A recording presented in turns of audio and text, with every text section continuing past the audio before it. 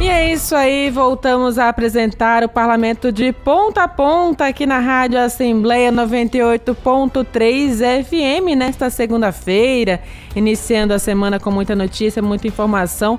E agora, em mais uma entrevista aqui no nosso estúdio com o Wagner Costa, psicólogo, nosso parceiro já aqui da Rádio Assembleia. Bom dia, Wagner, seja bem-vindo ao Parlamento de Ponta a Ponta.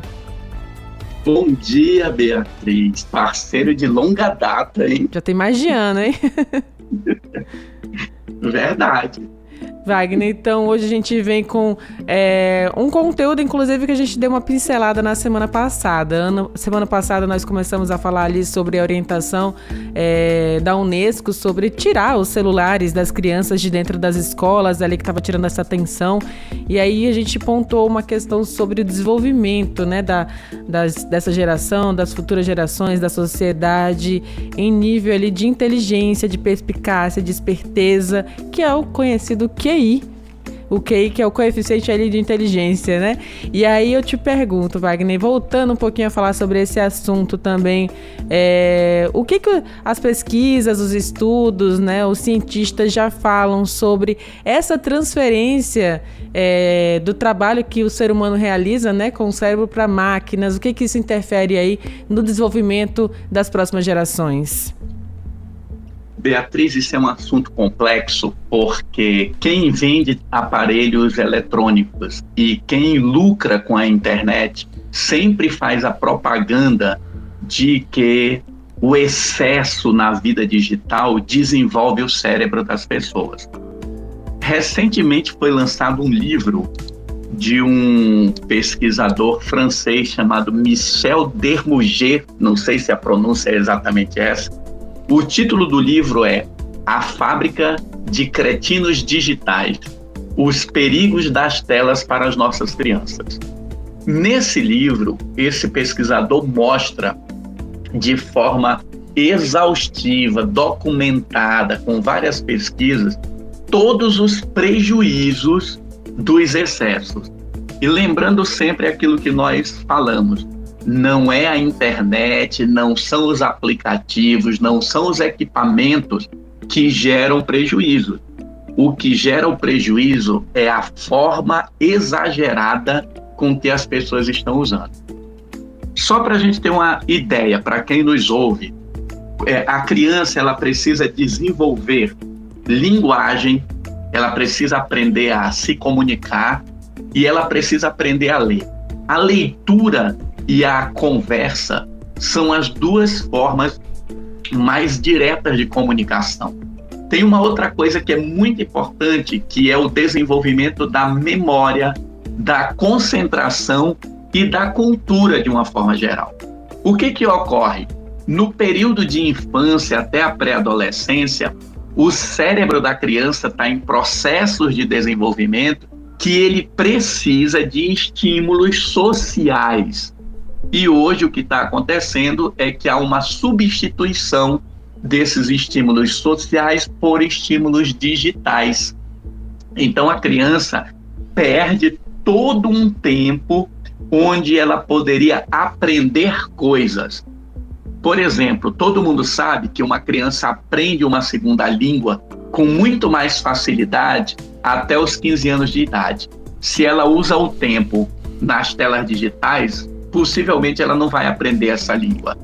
Porque o que ocorre hoje? As pessoas fazem toda uma propaganda das maravilhas do mundo digital, mas ninguém percebe que as crianças estão só assistindo vídeos inúteis. Porque, é claro, eu posso assistir vídeos de aula, eu posso aprender tutoriais, eu posso fazer um monte de coisa. Mas as pesquisas mostram que a grande maioria das crianças usam o tempo na tela digital como recreação. Wagner, e aí a gente fala desse tempo que fica ali, tanto tempo intertido com coisas que não acrescentam, né, no desenvolvimento, no conhecimento, e aí fala sobre os prejuízos, esse prejuízo de não interagir, de não socializar, de não absorver conteúdos que possam ajudar no crescimento e no desenvolvimento dessa criança, mas para o futuro. O que se imagina, e essas crianças, esses adolescentes terão maior dificuldade, inclusive falando sobre saúde mental, sobre se conhecer, sobre entender como é que funciona a sociedade, o que se imagina do futuro, o que se tem de estudo, na verdade. O que se percebe é que essa falta do desenvolvimento da linguagem será um grande problema, porque qual é a nossa dificuldade quando nós falamos de emoção? É a nossa capacidade de descrever o que estamos sentindo. Ora, se uma pessoa não tem hábito de leitura, se uma pessoa não tem um vocabulário amplo, ela automaticamente vai perdendo essa capacidade de descrever as coisas. O que ocorre hoje é que os aplicativos estão tornando a linguagem meio que obsoleta. E o pior é que muitos educadores defendem isso porque eles dizem que isso é evolução. Mas observa, não há evolução se a minha linguagem está se perdendo. Haveria evolução se essas crianças estivessem aumentando o seu vocabulário, aumentando a sua capacidade de expressão. O que nós vemos hoje é crianças com vocabulário que a gente nem entende mais. Tem criança que não consegue mais escrever uma frase, porque ele abrevia tudo. Então, isso não é evolução na minha percepção. Eu acredito que com o passar dos anos, muitas crianças hoje de 7, 8 anos, daqui a 10 anos, elas terão muitas dificuldades para estudar, para conviver na vida social, porque elas não saberão conversar, elas não terão vocabulário, elas não terão a experiência da leitura. E todos nós sabemos, por exemplo, que a leitura, ler o livro, é algo que cria toda uma construção cerebral, toda uma fantasia na nossa mente. Eu até vi essa semana, Wagner, alguém comentando que o sobrinho aprendeu o sotaque carioca apenas assistindo os vídeos feitos por cariocas, né? Ficava assistindo ali alguns youtubers, alguns tiktokers, né, que se fala, cariocas, e aí começou a falar com o sotaque carioca, sendo que essa criança não é carioca. Começou a falar o S arrastado, né? Do jeito que o carioca fala. E aí mudando, inclusive, a percepção ali do seu dia a dia. Sim, e isso é curioso, é algo para se perceber, porque muitos pais deixam os filhos sem total supervisão frente às telas digitais. Então, o Michel Dermogé diz que um dos grandes problemas é exatamente que a criança, por não ter essa interação com a família, ela não desenvolve o que a gente chama da linguagem emocional. Ela não consegue dizer o que sente. Então, ela tem muito tempo dedicado às telas e pouco tempo a atividades que são mais enriquecedoras. Música, arte, leitura, brincadeiras. Minha filha joga basquete, então minha filha ela passa 2 horas por dia treinando. Ela treina de segunda a sexta, 2 horas por dia no basquete. E nessas horas ela não sente nenhuma necessidade de tela, de telefone. Minha filha já tem o hábito de 10 horas da noite, entre 9h30 e 10 horas da noite, eu recolho o celular dela. No início ela reclamava. Hoje não, ela quando dá 9h30 ela já disse para mim, pai, já vou levar o celular aí, entendeu? Porque nós estamos criando o hábito de dormir às 10 horas para acordar às 6, ou seja, dormir 8 horas por dia. Tudo é uma construção de hábitos. E hábitos saudáveis, que você sempre fala, hein, Wagner? Exatamente. Wagner, e aí eu recordo também, ainda nessa linha, né, sobre o desenvolvimento da humanidade de forma geral, que alguns anos atrás nós tínhamos aí invenções inigualáveis, inimagináveis, como inclusive, né, o Albert Einstein, que fez aí o avião, que fez aí o primeiro, na verdade, de grande peso, né, a voar, a cortar os ares aí pelo mundo, mas também o Newton, que inventou as leis, descobriu as leis da gravidade, a física e tudo mais, assim como vários outros cientistas, inventores que puderam aí incrementar a história, acrescentar na história as suas contribuições. Hoje a gente percebe assim que daquela inteligência talvez que Albert Einstein tinha, ou Newton tinha, é possível talvez encontrar alguém nessa geração com esse nível de inteligência? Isso é uma outra questão que é muito importante para quem nos escuta fazer uma reflexão, porque hoje a gente usa um termo que está muito em voga nas propagandas de quem vende aparelho celular e telas eletrônicas, que são nativos digitais. Ora, quando a gente fala de nativos digitais, na época que eu era adolescente, estou aqui me referindo a 1980, 1982, nós que usávamos a informática, nós escrevíamos códigos, nós aprendíamos linguagem de programação para poder fazer os nossos joguinhos. Então isso era uma coisa. Você desenvolvia, isso sim fazia com que a tecnologia trouxesse desenvolvimento para nós. Hoje em dia, tudo é o que nós chamamos de plug and play. É só você conectar. Antigamente, para você instalar um Windows, você tinha que ler o manual, você tinha várias operações. Hoje basta você ligar, ele entra na internet, ele pergunta qual é seu idioma, qual o teclado que você vai usar, pede sua senha do Google e faz tudo para você. Então observa, o uso das telas hoje não gera desenvolvimento.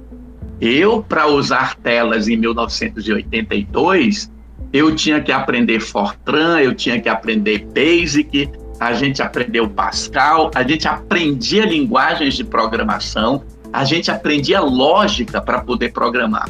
Hoje em dia, você só diz para o computador, eu quero isso e isso, e ele faz. Então, é importante que as pessoas percebam que o que nós chamamos de nativo digital, na verdade, é uma geração que, como diz o autor aqui do livro, é uma geração que está fadada a ser cretinos digitais. Eles vão ser pessoas sem conhecimento nenhum. E aí, Bia, eu chamo a atenção para um detalhe. Uma criança, vamos pensar uma criança que nasceu hoje e até os 18 anos de idade, ela nunca ter contato com uma tela digital. O que vai acontecer no dia que ela pegar um computador? Ela vai aprender muito rápido, porque cada vez é mais intuitivo e mais fácil. Entendeu? Hoje em dia eu não preciso nem escrever, eu clico aqui no microfone e digo, Google, onde é tal coisa? Ele responde para mim. Agora observa, pensa numa criança que gasta o tempo nas telas e não aprende a interpretação de texto, que é uma coisa fundamental para a vida. Aos 18 anos ela vai ter muita dificuldade para fazer coisas básicas na vida funcional. Essa é a grande comparação que nós, pais e responsáveis, precisamos fazer para termos o cuidado de dar aos nossos filhos o tempo necessário ou ideal para que ele conviva com essas redes digitais sem perder a oportunidade do aprendizado. Porque tem muita gente trocando estudo por videogame. E videogame tem até estudos mostrando, né, quem joga aquele Mario, horas e horas e horas, ele desenvolve uma parte do cérebro. Mas essa parte do cérebro que é desenvolvida é como eu que toco violão. Se você fizer um escaneamento no meu cérebro, tem partes que são ligadas à música que vão estar mais desenvolvidas. Entendeu? Não é um benefício. Agora, é claro, quando eu falo de violão, eu estou falando de cultura, eu estou falando de musicalidade, eu estou falando de ritmo, eu estou falando de muitas coisas envolvidas do que só ter um mapinha e ter a habilidade de fazer um bonequinho superar alguns obstáculos. Muito interessante esse assunto, Wagner. A gente pode aí prospectar e pensar sobre o futuro das nossas gerações, da humanidade. O Brasil, acredito que ainda não um país atrasado, não digo nem atrasado, mas ainda é um país subdesenvolvido e que, diferente, por exemplo, da China, do Japão ou mesmo dos Estados Unidos, ainda não alcançou, talvez, todo esse acesso à tecnologia como esses outros países têm. Não digo que não tem acesso, mas o acesso popular às aos cidadãos comuns do dia a dia, nem todo mundo tem acesso. Então, em comparação a esses outros países também, a gente ainda tem solução aí para conseguir equilibrar tudo isso, Wagner. Com certeza, e você vê que os problemas que estão sendo detectados são muitas vezes nos países ricos, porque a gente às vezes fala de pessoas, mas fulano usa computador e se desenvolveu. Às vezes é o tipo de utilidade que ele faz. Então, dependendo da instrução dos pais, dependendo da informação, o pai vai direcionar para uma atividade ou outra. O que se percebe, Bia, é que nos países desenvolvidos, as pessoas estão procurando evitar o uso das telas. E nos países mais pobres, os pais estão sendo estimulados a deixar usar. Então é esse o questionamento que nós temos que fazer. Porque tem muita informação distorcida, fruto de tentativa de vender cada vez mais produtos.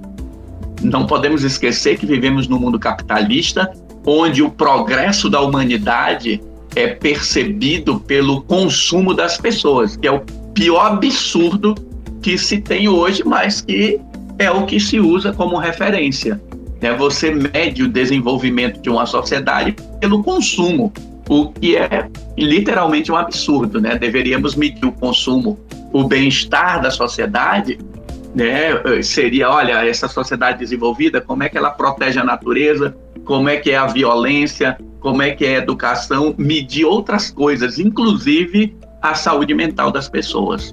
Que é a maior interferência nessa saúde mental. Temos esse país aí com um grande índice de suicídio, de depressão, de ansiedade, de transtorno bipolar, entre muitas outras doenças que envolvem a mente, né, nossa saúde mental. Então a orientação, Wagner, dada é sempre se cuidar e prestar muito bem atenção à saúde mental primeiramente. Sim, a saúde mental, ela é base para tudo. Não existe saúde sem saúde mental. E nós precisamos compreender isso. E de forma alguma, excessos de tela vão ajudar a criança a se desenvolver. Então existe sim uma fantasia de que as crianças que ficam o tempo todo expostas aos smartphones serão uma geração digital, serão os nativos digital. A gente precisa perguntar o que elas estão vendo, porque muitas dessas crianças estão vendo violência, estão somente nos joguinhos e criando um mecanismo de procrastinação, de preguiça no cérebro, e elas não querem mais estudar.